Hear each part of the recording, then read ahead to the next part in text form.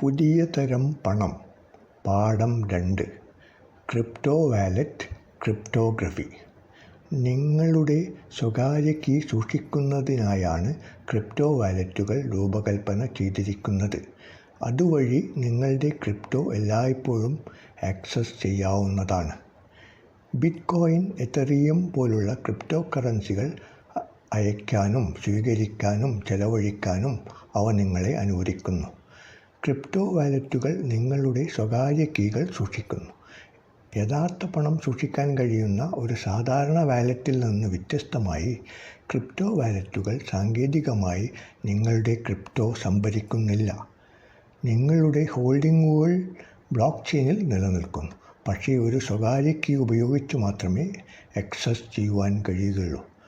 നിങ്ങളുടെ കീകൾ നിങ്ങളുടെ ഡിജിറ്റൽ പണത്തിൻ്റെ ഉടമസ്ഥാവകാശം തെളിയിക്കുകയും ഇടപാടുകൾ നടത്താൻ നിങ്ങളെ അനുവദിക്കുകയും ചെയ്യുന്നു. നിങ്ങളുടെ സ്വകാര്യ കീകൾ നഷ്ടപ്പെട്ടാൽ നിങ്ങളുടെ പണത്തിലേക്കുള്ള ആക്സസ് നഷ്ടപ്പെടും. അതുകൊണ്ടാണ് നിങ്ങളുടെ ഹാർഡ്വെയർ വാലറ്റ് സുരക്ഷിതമായി സൂക്ഷിക്കേണ്ടത് പ്രധാനമായത്. ക്രിപ്റ്റോ വാലറ്റുകളിൽ ഉപയോക്തൃ സൗഹൃദ ആപ്പുകൾ മുതൽ കൂടുതൽ സങ്കീർണമായ സുരക്ഷാ പരിഹാരങ്ങൾ വരെ ഉൾപ്പെടുന്നു. നിങ്ങൾക്ക് തിരഞ്ഞെടുക്കാൻ കഴിയുന്ന പ്രധാന തരം വാലറ്റുകളിൽ പേപ്പർ വാലറ്റുകൾ, ഹാർഡ്വെയർ വാലറ്റുകൾ, ഓൺലൈൻ വാലറ്റുകൾ എന്നിവ ഉൾപ്പെടുന്നു. പേപ്പർ വാലറ്റുകളിൽ കീകൾ പേപ്പർ പോലുള്ള ഒരു ഭൗതിക മാധ്യമത്തിൽ എഴുതി സുരക്ഷിതമായ സ്ഥലത്ത് സൂക്ഷിക്കുന്നു. ഇത് തീർച്ചയായും നിങ്ങളുടെ ക്രിപ്റ്റോ ഉപയോഗിക്കുന്നത് കൂടുതൽ ബുദ്ധിമുട്ടുണ്ടാക്കുന്നു. കാരണം ഡിജിറ്റൽ പണമായ ഇത് ഇൻ്റർനെറ്റിൽ മാത്രമേ ഉപയോഗിക്കാൻ കഴിയൂ. ഹാർഡ്വെയർ വാലറ്റുകളിൽ കീകൾ ഒരു തംബ് ഡ്രൈവ് ഉപകരണത്തിൽ സൂക്ഷിക്കുന്നു. അത് സുരക്ഷിതമായ സ്ഥലത്ത് സൂക്ഷിക്കുകയും നിങ്ങൾ ക്രിപ്റ്റോ ഉപയോഗിക്കാൻ ആഗ്രഹിക്കുമ്പോൾ മാത്രം ഒരു കമ്പ്യൂട്ടറുമായി ബന്ധിപ്പിക്കുകയും ചെയ്യുക. സുരക്ഷയും സൗകര്യവും സന്തുലിതമാക്കാൻ ശ്രമിക്കുക എന്നതാണ് ആശയം. ഓൺലൈൻ വാലറ്റുകളിൽ കീകൾ ഒരു ആപ്പിലോ മറ്റ് സോഫ്റ്റ്വെയറിലോ സൂക്ഷിക്കുന്നു. 2 ഘട്ട എൻക്രിപ്ഷൻ വഴി പരിരക്ഷിച്ചിരിക്കുന്നത് ഏതാണെന്ന് നോക്കുക. ഓരോ തരത്തിനും അതിൻ്റേതായ വിപരീത ഫലങ്ങളുണ്ട്. പേപ്പർ വാലറ്റുകൾ, ഹാർഡ്വെയർ വാലറ്റുകൾ എന്നിവ ഓഫ്ലൈനിൽ സൂക്ഷിച്ചിരിക്കുന്നതിനാൽ മറ്റുള്ളവർക്ക് അവ ആക്സസ് ചെയ്യാൻ പ്രയാസമാണ്. പക്ഷേ അവയുടെ പ്രവർത്തനക്ഷമത പരിമിതമാണ് എന്ന് മാത്രമല്ല, നഷ്ടപ്പെടുകയോ നശിപ്പിക്കപ്പെടുകയോ ചെയ്യാനുള്ള സാധ്യതയും കൂടുതലാണ്.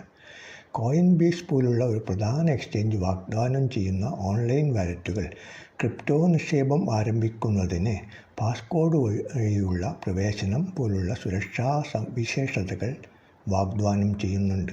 എന്നിരുന്നാലും ഓൺലൈൻ വാലറ്റുകൾ ഉപയോഗിക്കുന്നതിലൂടെ ഉണ്ടാകുന്ന അപകട സാധ്യതകളെക്കുറിച്ച് അറിഞ്ഞിരിക്കേണ്ടത് അത്യാവശ്യമാണ്. നിങ്ങളുടെ സ്വകാര്യ വിവരങ്ങൾ ഓൺലൈനിൽ സംഭരിച്ചിരിക്കുന്നതിനാൽ ഹാക്കർമാരിൽ നിന്നുള്ള നിങ്ങളുടെ സംരക്ഷണം നിങ്ങളുടെ വാലറ്റ് ദാതാവിൻ്റെ സുരക്ഷാ നടപടികൾ എത്രയാണോ അത്രയും ശക്തമാണ്. അതിനാൽ 2 ഘടക പ്രാമാണീകരണം പോലുള്ള സവിശേഷതകൾക്കായി നോക്കേണ്ടത് നിർണായകമാണ്. കൂടാതെ ഓൺലൈനായിരിക്കുമ്പോൾ ഈ വാലറ്റുകൾ ഫിഷിംഗ് ആക്രമണങ്ങൾക്കും മറ്റു തരത്തിലുള്ള സൈബർ കുറ്റകൃത്യങ്ങൾക്കും കൂടുതൽ സാധ്യതയുള്ളവയാണ് എന്നതും ഓർക്കണം.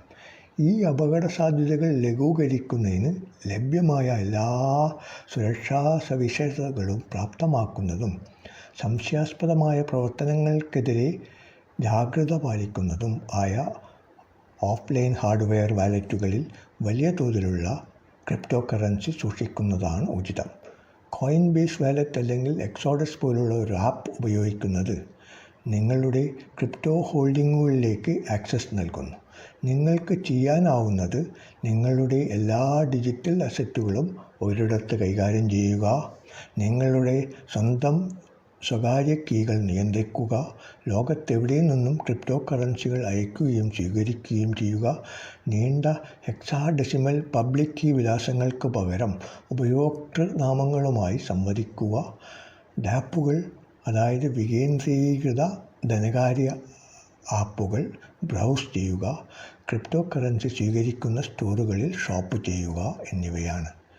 എൻക്രിപ്ഷൻ വഴി സുരക്ഷിതമാക്കുകയും സഹപ്രവർത്തകർ സാധൂകരിക്കുകയും ചെയ്യുന്ന ഇടപാടുകളുടെ ഒരു ഡാറ്റാബേസാണ് നേരത്തെ പറഞ്ഞ ബ്ലോക്ക് ചെയിൻ.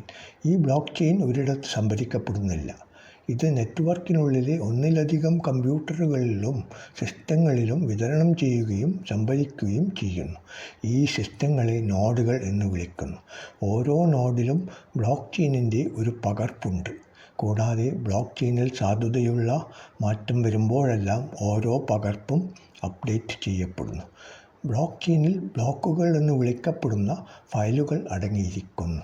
അവ ഇടപാടുകളെക്കുറിച്ചുള്ള ഡാറ്റ, മുൻ ബ്ലോക്കുകൾ, വിലാസങ്ങൾ, ഇടപാടുകൾ നടപ്പിലാക്കുന്നതിനും ബ്ലോക്ക് ചെയിൻ പ്രവർത്തിപ്പിക്കുന്നതിനുമുള്ള കോഡ് എന്നിവ സംഭരിക്കുന്നു.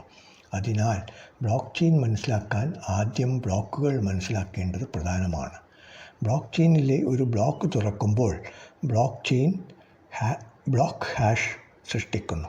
ഇത് താഴെ പറയുന്ന വിവരങ്ങൾ എൻകോഡ് ചെയ്യുന്ന 256 ബിറ്റ് നമ്പറാണ്. അവയാണ് നിലവിലെ സോഫ്റ്റ്വെയർ പതിപ്പ്, ബിറ്റ്കോയിൻ ക്ലയൻറ്റ് പതിപ്പ്, മുമ്പത്തെ ബ്ലോക്കിൻ്റെ ഹാഷ്, നിലവിലുള്ളതിന് മുമ്പുള്ള ബ്ലോക്കിൻ്റെ ഹാഷ്, കോയിൻ ബേസ്, ബ്ലോക്ക് തുറക്കുന്നതിനുള്ള ബിറ്റ്കോയിൻ റിവാർഡ് നൽകിയ ബ്ലോക്കിലെ ആദ്യ ഇടപാട്, ആദ്യ ബ്ലോക്കിൽ നിന്നും സംഖ്യാപരമായി ബ്ലോക്ക് എത്ര ദൂരെയാണ് എന്ന് കാണിക്കുന്ന ബ്ലോക്കിലെ ഇടപാടുകളെക്കുറിച്ചുള്ള വിവരങ്ങൾ സംഭരിക്കുന്ന 256 ബിറ്റ് നമ്പർ, ബ്ലോക്ക് തുറന്ന സമയവും തീയതിയും കാണിക്കുന്ന ടൈം സ്റ്റാമ്പ്, ബിറ്റുകളിലെ ലക്ഷ്യം, നെറ്റ്വർക്ക് ലക്ഷ്യം, ബ്ലോക്ക് ഹാഷിലേക്ക് ചേർത്ത 32 ബിറ്റ് നമ്പർ എന്ന നോൺസ് എന്നിവ. ക്യൂ ചെയ്ത ഇടപാടുകൾ ബ്ലോക്കിലേക്ക് പ്രവേശിക്കുന്നതോടെ ബ്ലോക്ക് അടയ്ക്കുന്നു. ബ്ലോക്ക് ചെയിൻ ഹാഷ് സൃഷ്ടിക്കുന്നു. ഓരോ ബ്ലോക്കിലും മുമ്പത്തെ ബ്ലോക്കുകളിൽ നിന്നുള്ള വിവരങ്ങൾ അടങ്ങിയിരിക്കുന്നു. ഓരോ ബ്ലോക്കും മുമ്പത്തേതിലേക്ക് ചങ്ങല കൊണ്ട് ബന്ധിപ്പിച്ചിരിക്കുന്നതിനാൽ ബ്ലോക്ക് ചെയിൻ മാറ്റാൻ കഴിയില്ല. മൈനിങ് എന്ന പ്രക്രിയയിലൂടെ ബ്ലോക്കുകൾ സാധൂകരിക്കപ്പെടുകയും നിർദ്ദേശിക്കപ്പെടുകയും ചെയ്യുന്നു. അടുത്തതിൽ ക്രിപ്റ്റോയുടെ പ്രവർത്തന രീതിയെയും മൈനിങ് എന്ന പ്രക്രിയയെയും വിവരിക്കാം.